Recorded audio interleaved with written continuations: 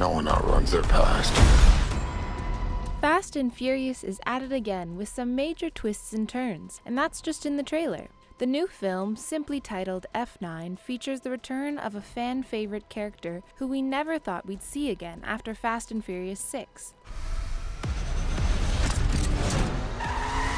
That's right, Han is back. And while we're just as excited as you are, we can't help but think that his return is just a bit fishy. The Fast franchise needs new villains to keep the series fresh, right? So it's going to have to up the ante in F9 to keep fans hooked for the 10th and maybe final film. And what better unexpected villain than good guy Han? Get in. Could Han have been cybernetically enhanced to be used as a weapon against Dom? Or could someone else be wearing Han's face? Anything is possible in the Fast and Furious universe, so let's discuss. There's nothing more powerful than the love of family. Is it really that shocking that the Fast and Furious series decided it was time to bring back Han? The beloved racer and important member of Dominic Toretto's family was first introduced all the way back in 2006's Tokyo Drift. Then actor Sung Kang reprised his role as the iconic character when Han was reintroduced in the franchise's 4th film after the series got a huge timeline shift. The Han we see in the 4th, 5th, and 6th Fast and Furious films is the character before a fiery car crash took his life at the end of Tokyo Drift.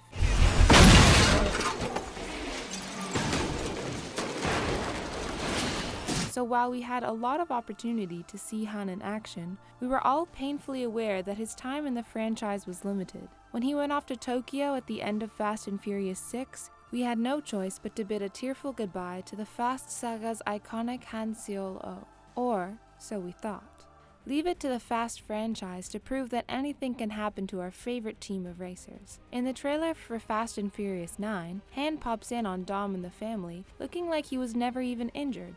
Well, it turns out that Han's not the only Tokyo Drift alum back for F9. Justin Lin directed Tokyo Drift and all of the Fast films that Han has appeared in since, and he's back in the director's chair for the 9th film. Lin is the one responsible for creating Han in the first place, and one of his biggest motivations to return to the franchise was getting justice for the fan-favorite character. But other than confirming that Han is somehow back in action, Lin is keeping pretty quiet about the character's much-anticipated return. Knowing that things aren't usually what they seem in the Fast world, it's highly likely that Han's return isn't all sunshine and rainbows. And since the general plot of F9 is under wraps, it's entirely possible that Han won't be playing nice this time around. In fact, Han could be a complete imposter. This theory really isn't as far-fetched as it seems, so let's discuss.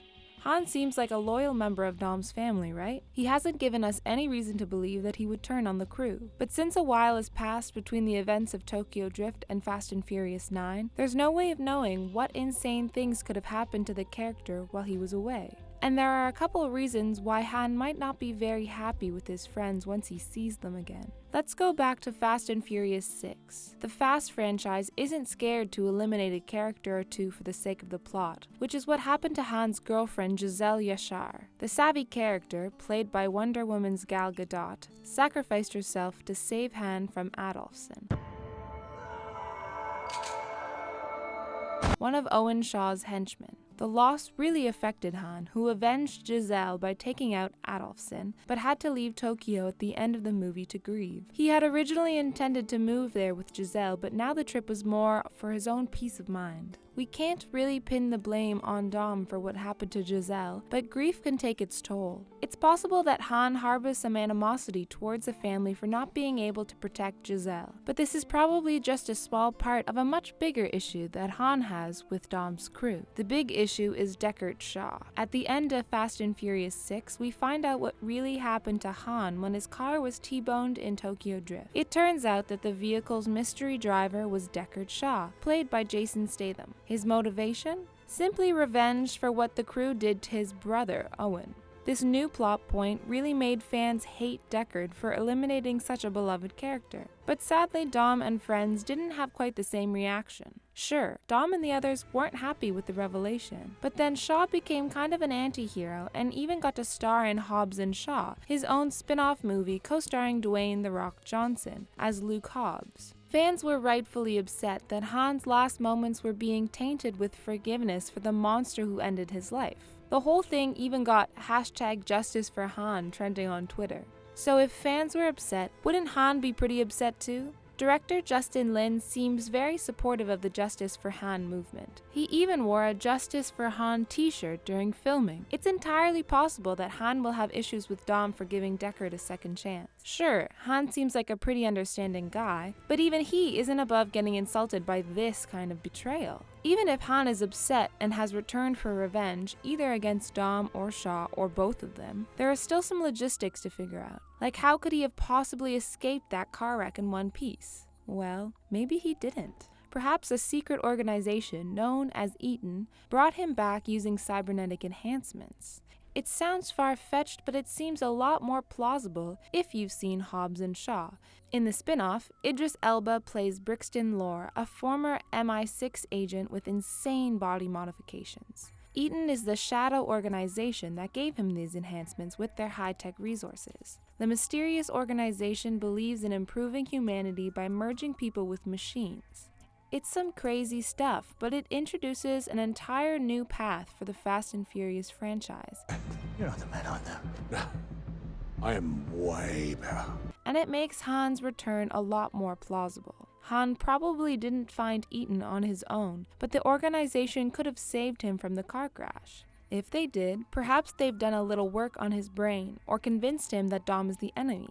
He could be working for Eaton as a type of sleeper agent in F9, or perhaps the organization bargained with him to bring back Giselle. If Eaton somehow got its hands on her body as well, we wouldn't put it past Han to play nice with the organization in order to get her back. And we wouldn't put it past the Fast saga to try to get Gal Gadot to star in another one of their films. Since Hobbs and Shaw has made cybernetic enhancements canon in the Fast series, there could be many other organizations using advanced technology in other ways. So maybe whatever happened to Han is a little different than what Eaton did to Brixton. But we want to know what you think. Could Han have been turned against Dom by some sort of organization? Let us know your thoughts in the comments. Another plausible theory is that Han didn't actually survive at all. Actor Sung Kang is returning, and that's for sure. But who says he has to be playing Han? With all the new directions the series is taking, it's looking like Han might be just an imposter. This theory functions on the belief that Han really did lose his life in Tokyo Drift. This seems like the most likely answer since the crash would have been nearly impossible to escape. It might also explain why the franchise has waited 2 whole films before bringing Han back to the group. For an example of how this plotline might work, just think about Mission Impossible and those insanely realistic face masks that the villains always seem to use. Pulling this sort of trick in F9 would really throw fans for a loop. It would also accomplish bringing back Han without erasing what happened to him in Tokyo Drift. Plus, The Fast and the Furious is a huge action franchise now, so why wouldn't F9 want to take a few pointers from other major action films? If this is the direction F9 chooses to go, then it looks like the movie's biggest villain might be hiding right under Dom's nose the entire time. We're sure Dom and the crew wouldn't think twice about welcoming their once-lost friend back into their life with open arms. What better face for a villain to steal than Han's? The Fast saga has really upgraded itself in the past few years to become a mega blockbuster franchise, and that is about a lot more than fast cars. With the sci-fi element of Hobbs and Shaw and the twisting betrayals that have happened throughout the franchise's 10 films, there definitely needs to be a major twist in F9 to push the series forward. Fast and Furious 10 has already been confirmed, and it's also been rumored to be the final installment in the franchise. The series is going to have to go out with a bang to honor the absolute cultural phenomenon that it has been since the first movie was released all the way back in 2001. You're gonna win. I'm gonna win. So if Han really is an imposter, we might not even find out in F9. That revelation might be saved for the final film, or perhaps Han will be the big victim in both movies. And Vin Diesel, the actor behind Dominic Toretto, has confirmed that the Fast series won't be going quietly. He's also hinting that there will be plenty more spin-offs in the Fast universe, and that the 10th film might even be made into 2 parts. Please tell me that's not a Pontiac Fiero strapped to a rocket engine? Impressive. I know. So how do you think Han is still alive? Do you agree that he could be an imposter? Let us know your thoughts in the comments. Don't forget to hit that like button if you enjoyed this video and subscribe to ScreenRant to stay up to date. Thanks for watching, and we'll see you next time.